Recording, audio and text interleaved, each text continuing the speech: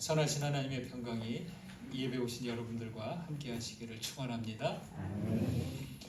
백문이 불여일견이라는 말 있습니다. 100번 들어도 한 번 보는 것만 못하다라는 말인데 맞죠? 하지만 본다고 해서 보인다고 해서 다 보는 것은 아니죠. 보는 것에도 여러 가지가 있습니다. 한자에는 겉으로 드러난 것만 본다는 보일 시자가 있고요. 좀 더 자세히 본다는 볼 관자가 있습니다. 그리고 더 자세히 살펴본다는 뜻의 살필 찰이 있습니다. 사물과 사람을 볼 때 겉만 보지 않고 객관적으로 보고 자세하게 살펴서 봐야 합니다. 하지만 우리 세상이 워낙 빠르게 움직이다 보니까 깊고 넓고 오래 보지 않고 힐끔 보고서 겉만 보고서 다 안다 그런 식으로 지나갑니다. 그러다 보니까요 사람들 사이는 겉만 아는 피상적인 관계에 머물려고 합니다. 교회들도 교회 건물과 규모와 사역과 같은 그런 외적인 것으로 판단하고 성령의 역사라든지 영적 성숙에 대해선 그냥 지나갑니다. 저희 은사이신 김웅호 목사님은 목회자들을 일깨우는 많은 가르침들을 주셨는데요. 신학교 때는 잘 몰랐어요. 근데 이제 한참 지나고 나서 우리 은사님의 글이라든지 책이라든지 설교집이라든지 그게 있어서 제가 이렇게 보는 가운데 참 예전에 몰랐던 고개를 끄덕이고 무릎을 치게 하는 그런 말씀들이 많이 있었습니다.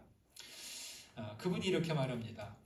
맨 밑에 귀가 있어 듣는 세계가 있고 그 다음이 보는 세계고 그 다음이 사는 세계가 있다. 그리고 맨 위가 말하는 세계다. 이 세계라는 것은 단계, 어떤 차원 이렇게 보면 되겠습니다. 맨 아래 듣는 세계, 그 다음에 보는 세계, 그 다음에 사는 세계, 내가 제일 위에 말하는 단계입니다. 그러면서 많은 목회자들이 듣기만 하고 중간 단계, 즉 보는 단계, 사는 단계를 거치지 않고 바로 말하는 단계로 넘어가는데 문제가 있다. 이렇게 얘기하는 거예요. 듣고 보고 살고 말하고 이 중에 제일 중요한 것은 눈을 뜨는 것이 제일 중요합니다. 그래서 한자로 개안, 견성이라고 합니다. 이 견성 영어로 하면은 enlightenment라고 하는데요. 개안과 견성은 이 육신의 눈이 아니라 마음과 깨달음의 눈이죠. 마음 눈이 열려야 진리의 차원에 들어갈 수 있는 겁니다. 듣고 보고 깨닫고 살고 그래야 전할 수 있는 것인데 그 사이가 없이 전하려고 하니까 복음에 힘이 없다라는 거죠. 이것은 열매는 열렸는데 아직 익지 않은 상태라고 말할 수 있습니다. 열매가 딱 맺었어요. 그것으로 다 됐나요? 아직 익는 시간이 필요한데 익기도 전에 말하면서 그냥 그 열매를 따버리는 격이라는 거죠. 저는 이 말씀을 듣고 얼마나 부끄러웠는지 몰랐습니다. 왜냐하면 그동안 제가 너무 많이 듣기만 하고 제대로 깨닫지도 못하고 살지도 못하는데 그냥 아직 덜 된 밥을 내놔야 되는 그런 심정으로 복음을 전해야 될 때가 많이 있었기 때문입니다.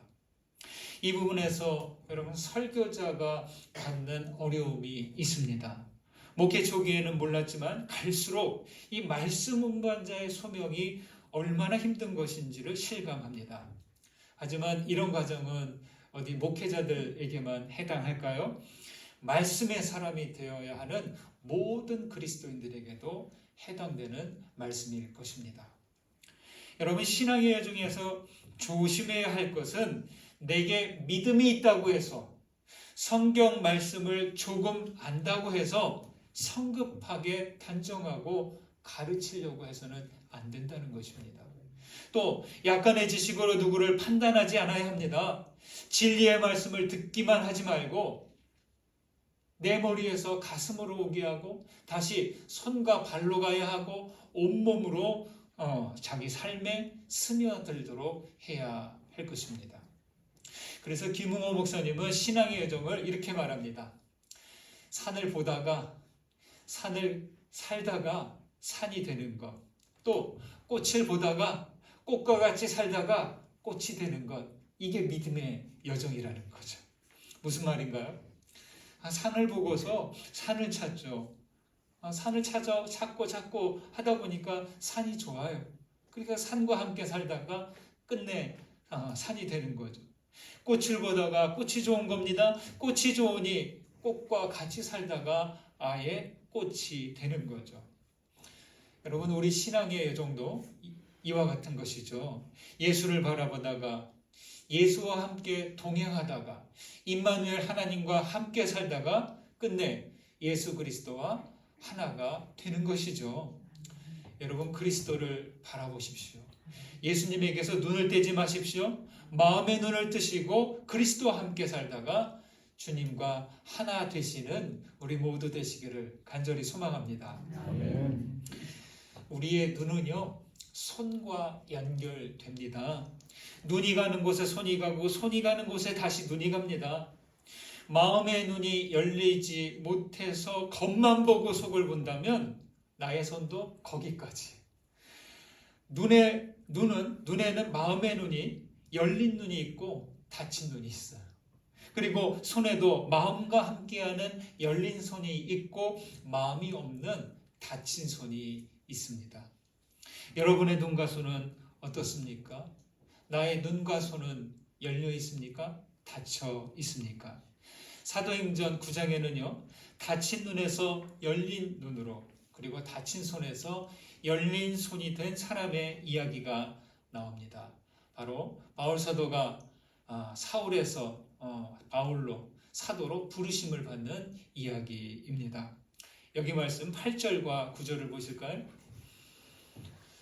다시 보겠습니다. 사울이 땅에서 일어나 눈은 떴으나 아무것도 보지 못하고 사람의 손에 끌려 다메섹으로 들어가니 사흘 동안 보지 못하고 먹지도 마시지도 아니하니라. 유대교 지도자들은 예수를 따르는 사람들을 눈의 가시처럼 여겼습니다. 예수 그리스도가 눈의 가시와 같았기에 십자가형으로 지워버렸죠. 그런데 거기서 끝날 줄 아는데 끝나지 않는 거예요. 다시 예수 그리스도를 따르는 사람들이 더 많이 생겨나서 불편해졌습니다. 그러다가 스데반의 순교로 본격적인 박해가 시작되면서 예루살렘 교회 성도들은 불가피 이스라엘 바깥으로 흩어지고 맙니다. 유대교 당국은 그대로 있지 않습니다. 이참에 뿌리를 뽑자 해서 수사대를 조직하고 사울을 대장으로 세웁니다. 사울은요, 용의주도한 사람입니다. 흩어져 있는 회당으로 가기 전에 공식적인 공문을 받습니다. 대제사장에게 공문을 받아가지고 가죠. 그 공문은 어느 정도의 효력이 있냐? 지금으로 치면 수색영장, 체포영장 이 정도에 해당하는 것입니다. 남녀를 막론하고 결박해서 예루살렘으로 압송하도록 하는 그런 공문이죠. 여러분, 우리는 여기서 엇나간 종교의 모습을 봅니다. 자기들 의도와 다르다고 해서 결박하고 압송해 가는 것은 경찰이나 군대와도 같습니다. 이 모습만 보더라도 유대교는 한참 뒤틀린 것을 알 수 있습니다. 그것은 종교를 빙자한 억압과 폭력일 뿐입니다. 사울은 스데반의 죽음을 마땅히 여기고요, 살기 등등하여서 돌아다닙니다. 그에게 하나님의 긍휼과 자비와 진리를 품고 있을지 의심이 갑니다. 여러분, 얼마나 오랜 시간 하나님의 말씀을, 구약성서에 있는 율법의 말씀을 배우고 익히고 해석하고 했겠습니까? 그런데 그러는 가운데 지식은 있지만 그의 가슴에는 그런 게 없는 거예요. 여러분, 긍휼과 자비를 잃어버린 종교는 그거 참 종교 아닙니다. 어느 종교든 그 안에 긍휼과 자비가 없으면 그 진리를 품을 수가 없는 거죠. 긍휼과 자비가 없는 곳에는 하나님께서 거하실 수 없습니다. 사울은 하나님의 뜻보다 자기 신념과 확신에 차 있는 사람이죠. 그는 율법 지식을 절대화해서 정죄의 도구로 사용합니다. 그의 눈은 왜곡된 신념으로 완전히 닫혀버린 눈이 된 것입니다. 여러분, 어떤 이유든 누군가를 억압하고 생명을 해야 한다면 그 신앙은 결코 참신앙이 될 수 없습니다. 참신앙은 뭐냐? 스며드는 것, 퍼져나가는 거예요.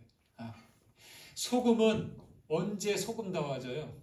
녹아서 스며들 때 소금의 능력이 발휘됩니다.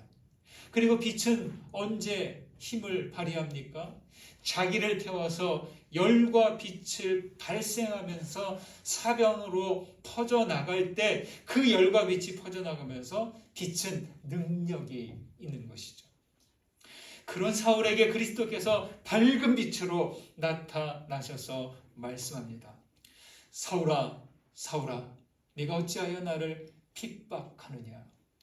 그는 엎드러집니다. 음성을 들었지만 주님의 모습은 보지 못합니다. 8절에서는 이렇게 말하죠. 눈은 떴으나 아무것도 보지 못하고.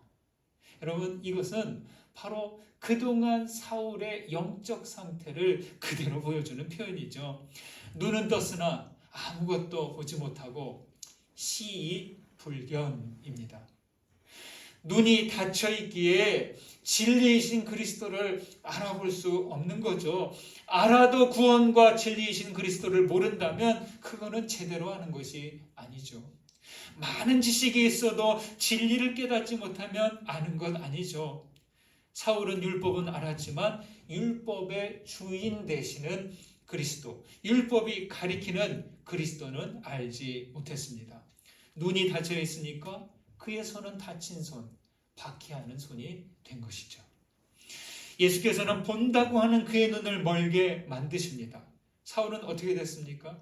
그 후 사흘 동안 백색 어둠 속에서 커다란 충격을 받고 식음을 전폐한 채 지냅니다. 요나가 물고기 뱃속에서 사흘을 지낸 것처럼 사울은 사흘 동안 무덤과 같은 시간을 보냅니다. 그러나 그는 자기 바깥은 볼 수 없었지만 자기 안을 들여다보는 그런 시간을 갖습니다. 그리고 거기서 구원이신 그리스도를 발견합니다. 여러분의 눈은 그리스도를 향하여 열려 있습니까? 예수님에게서 시선을 떼지 않아야 됩니다. 여러분, 우리의 눈이 닫히면 손도 묶이고 또 다친 손이 되고 맙니다. 살기등등하던 사울은 이제 도움이 없는 꼼짝 못할 정도가 됩니다. 눈이 다치니까 손도 묶이고 발도 움직일 수 없습니다. 사울은 사람들의 손에 이끌려서 다메섹 시내로 가서 아무것도 하지 못한 채 거합니다. 예수님은 거기서 멈추지 않으시고 다메섹에 있는 제자 중에 한 사람 아나니아에게 환상 가운데 불러서 저 직가라는 거리에 5사람 사울이 있는데 내가 좀 가져야 되겠다 라고 말씀합니다. 여기 13절과 14절 보실까요? 함께 읽습니다. 아나니아가 대답하되 주여 이 사람에 대하여 내가 여러 사람에게 듣사온즉 그가 예루살렘에서 주의 성도에게 적지 않은 해를 끼쳤다 하더니 여기서도 주의 이름을 부르는 모든 사람을 결박할 권한을 대제사장들에게서 받았나이다 하거늘. 환상 중인데도요 5사람 사울 이 이름을 딱 듣자마자 아나니아는 금방 압니다. 사울이 누구인지 익히 들어서 잘 알고 있어요. 아나니아는 부정적으로 반응하죠. 그의 대답을 각색해 보면 이런 말입니다. 예? 주님, 아니 그가 예루살렘에서 어떤 일을 했는지 잘 알지 않습니까? 스데반 집사가 순교할 때도 그 사람이 제일 앞에 있지 않았습니까? 다메섹에 온 것도 그렇게 우리를 잡으려고 온 것인데 제가 어떻게 그 사람에게 갈 수 있어요? 못해요. 아마 이런 식으로 반응하지 않았을까 생각해 봅니다. 사울을 못 보게 한 것은 예수님인데 그 뒷수습은 아나니아에게 하라는 것이죠. 아나니아는 두려웠고 괜한 고생을 하고 싶지 않았을 겁니다. 하지만 주님은 사울이 이방인들을 위한 그릇으로 사용하시겠다 택하셨다고 하시고 거듭할 것을 명령하십니다. 여러분, 우리가 아나니아라면 어떤 심정이었을까요? 이때 아나니아는 어떤 마음이었을까요? 꼭 가야 할까? 하도 많은 사람 중에 왜 나일까? 안 가면 안 될까? 나도 도망갈까? 여러분, 안 갈 사람이라면 예수님께서 아예 찾아오지도 않으셨겠죠? 지금은 전체를 알 수 없습니다. 그러나 예수님과 또 그 계획을 신뢰하고 가야 합니다. 사울을 찾아갔을 때 어떤 일이 발생할지 도무지 예측할 수가 없는 거예요. 인간적인 눈으로 보면 갈 이유가 없는데 자꾸만 예수께서 그 안에 감동을 주시는 겁니다. 아나니아는 눈이 열린 사람이지만 아직 더 큰 계획은 보지 못했어요. 여러분, 우리 믿음의 눈이 그래요. 보이는 것만 믿으면 안 돼요. 그 넘어, 그 나중, 그 넘어 깊이 있는 것까지 우리 믿음의 눈으로 볼 수 있어야 합니다. 여러분, 우리도 관계 속에서 그럴 때가 있죠. 상식과 감정을 따르면 그 사람에게 다가서고 싶지 않습니다. 상대가 비호감이고 또 혹시 불이익을 당할 수도 있기 때문이죠.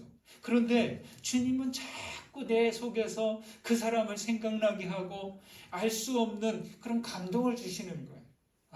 애써 무시하고 싫다고 반응해도 성령께서는 내 안에 그래도 위해서 기도해야지, 그래도 좀 찾아가봐, 연락해봐 하는 그런 마음을 우리에게 주십니다.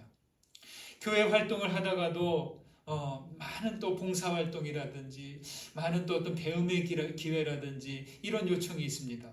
그러나 이제 우리는 나름 분주하고 내 코가 석자라서 도울 수 없고 나설 수 없고 여유가 없습니다. 그런데도 계속해서 주님께서는 부담감을 주십니다. 왜 그런 것일까요? 우리의 영적인 눈이 열려있기 때문입니다. 보이지 않는 사람, 주님의 부르심을 못 보는 사람, 아무리 말해도 몰라요. 그래도 그런 거룩한 부담감이 계속 주는 것은 나에게 믿음의 눈이 열려 있기 때문입니다. 여기서 멈추지 않아야 됩니다. 여기서 그치면 우리의 영적 성장도 거기서 그치는 거죠. 신앙의 눈이 열린 것에 그치지 않고 주님의 부르심에 또 도전하신 것에 순종하고 신뢰하고 나아가야 됩니다. 우리가 움직이지 않으면 어떻게 될까요? 그나마 열린 믿음의 눈도 감기게 될지 모릅니다. 여러분, 마음의 눈, 믿음의 눈, 열린 눈을 가졌다면 예수님의 부르심과 그 인도하심에 따라 나아가시기를 간절히 소망합니다. 그 다음 17절과 18절을 보실까요? 같이 읽습니다. 아나니아가 떠나 그 집에 들어가서 그에게 안수하여 이르되, 형제 사울아, 주 곧 내가 오는 길에서 나타나셨던 예수께서 나를 보내어 너로 다시 보게 하시고 성령으로 충만하게 하신다 하니, 즉시 사울의 눈에서 비늘 같은 것이 벗어져 다시 보게 된지라. 여기까지. 여러분, 17절에 떠나 그 집에 들어가서 그에게 안수하여 라고 자세하게 말합니다. 따라해 보실까요? 떠나 그 집에 들어가서 그에게 안수하여. 저는 이 부분을 누가가 의도적으로 자세하게 기록했다고 생각합니다. 그냥 바울에게 가서 안수했다 이 정도만 하면 되는데, 아나니아가 집을 떠나 바울이 있는 그 집에 가서 바울에게 안수했다. 아주 자세하게 세 단계로 나눠서 구분합니다. 여러분, 박해자를 찾아가는 일이 어떻습니까? 마뜩지 않습니다. 가라고 하시니 가지만 여전히 그 안에는 물음표가 있습니다. 왜 가야 돼? 꼭 가야 돼? 꼭 그래야 돼? 이 물음표가 있는 거죠. 자기 집을 나올 때도 편치 않았고 사울이 있는 그 집 앞에서도 머뭇대고 주저했을 겁니다. 그리고 사울에게 손을 내미는 그 순간이 가장 불편하고 힘들었을지 모릅니다. 여러분, 주님은요, 하나님 나라의 일을 위해서 결코 혼자서 일하지 않으신다는 거예요. 손과 발이 되어서 함께할 사람을 찾습니다. 이를 위해서 사울을 선택하셨고 사울을 제대로 세우기 위해서 아나니아를 부르셨습니다. 그리고 주님은 오늘날 우리들에게도 주님의 손이 되어 줄 것을 요청하고 계십니다. 여러분, 어떻게 하면 우리가 예수님의 손이 되어 드릴 수 있을까요? 떠나 그 집에 들어가서 그에게 안수하여, 여기에 바로 우리가 주님의 손이 되는 과정을 찾아볼 수 있습니다. 첫째로, 여러분, 그리스도의 손이 되려면 내게 정해진 경계를 벗어날 줄 알아야 됩니다. 박해가 심해지면서 아나니아는 어떻게 지냈을까요? 아휴, 요즘 단속과 또 박해가 심한데 당분간 좀 조용히 지내자. 쉽게 얘기하면 우리 잠수 타자. 그랬을 거예요.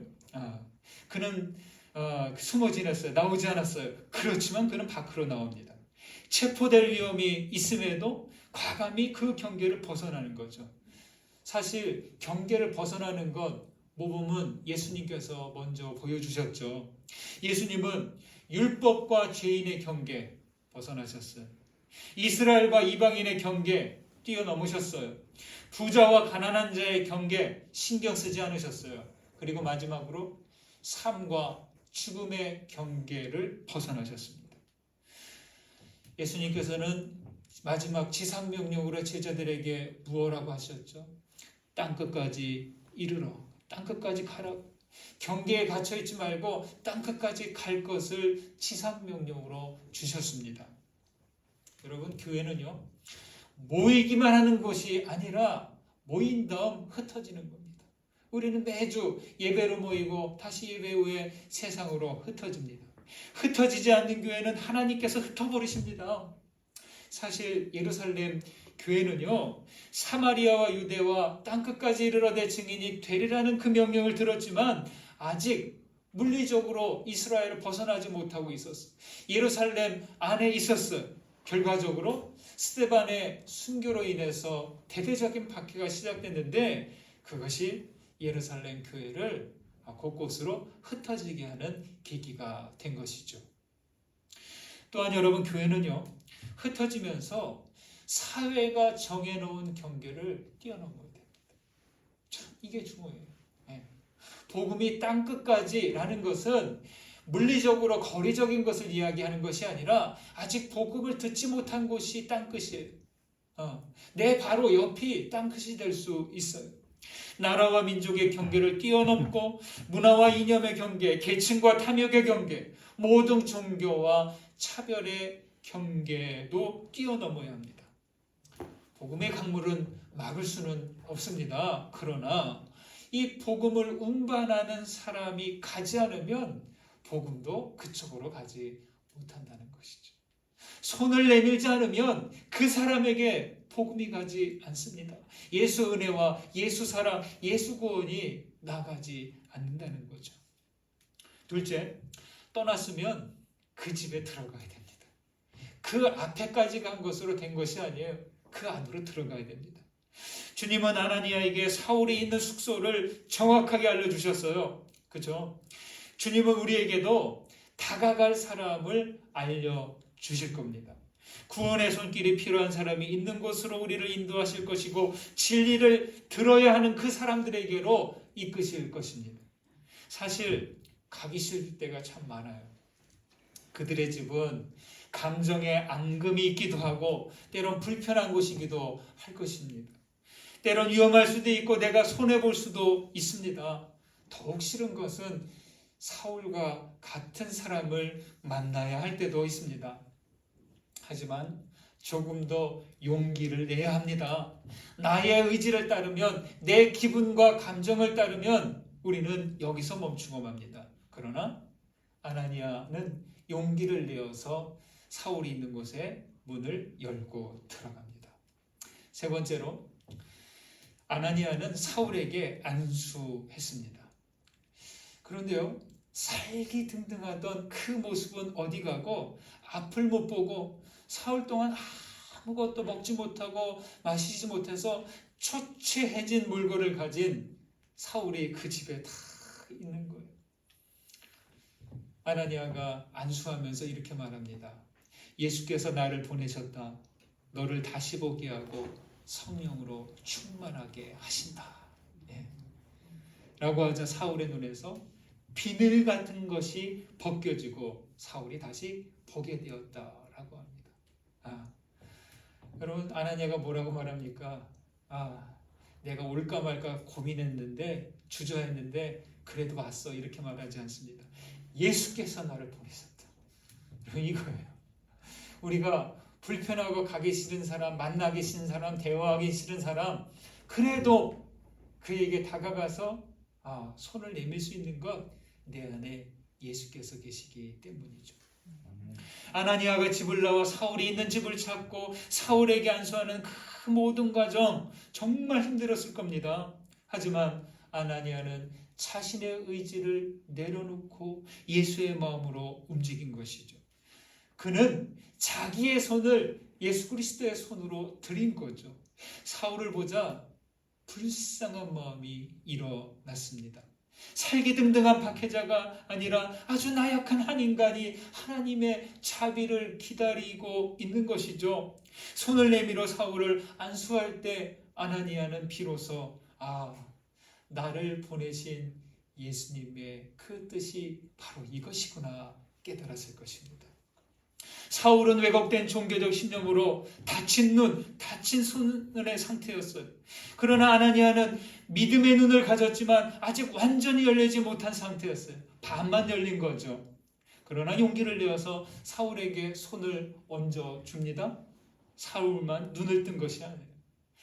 아나니아도 그 순간 눈이 활짝 열리고 그의 손은 치유하고 회복하게 하는 어떤 손? 그리스도의 손이 된 것이죠.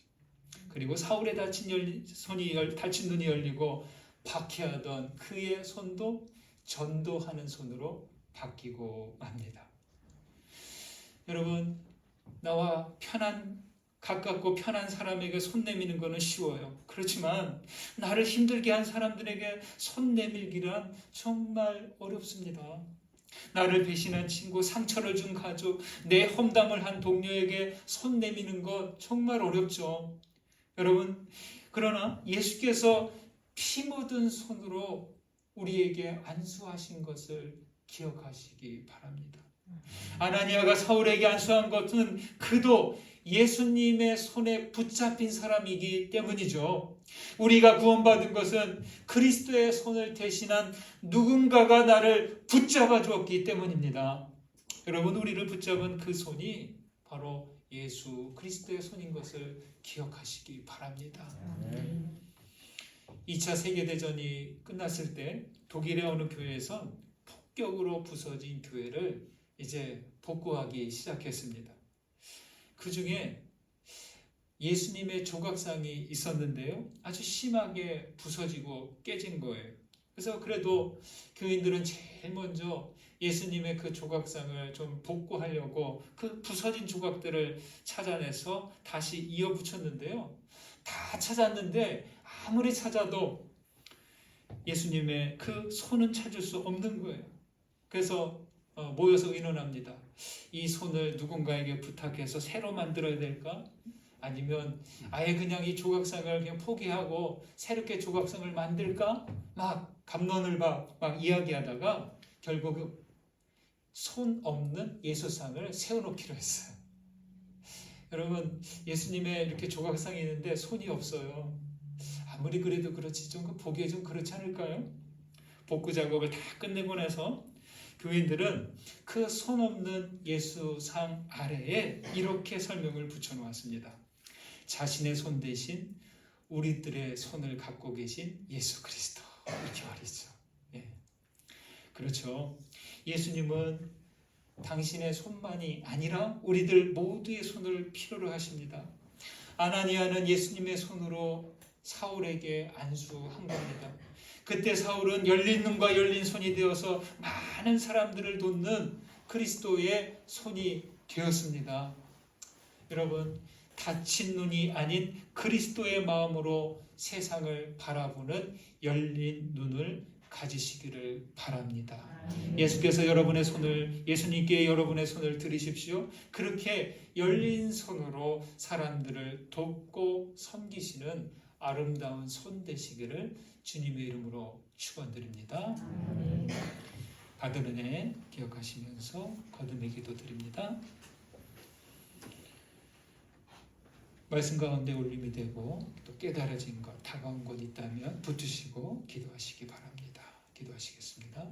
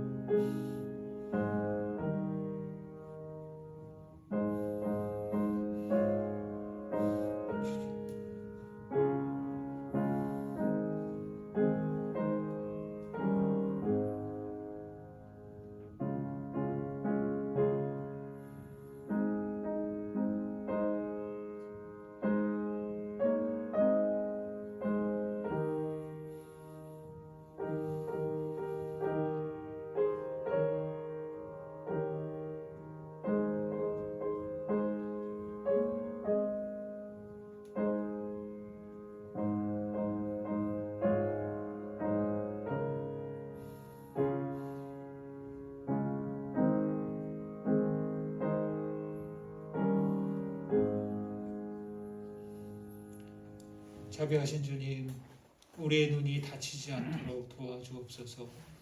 그리스도의 마음으로 세상을 바라보도록 우리의 눈을 열어 주옵소서.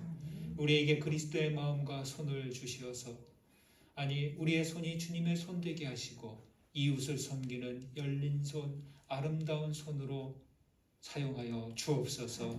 그리스도 예수의 이름으로 기도드립니다. 아멘.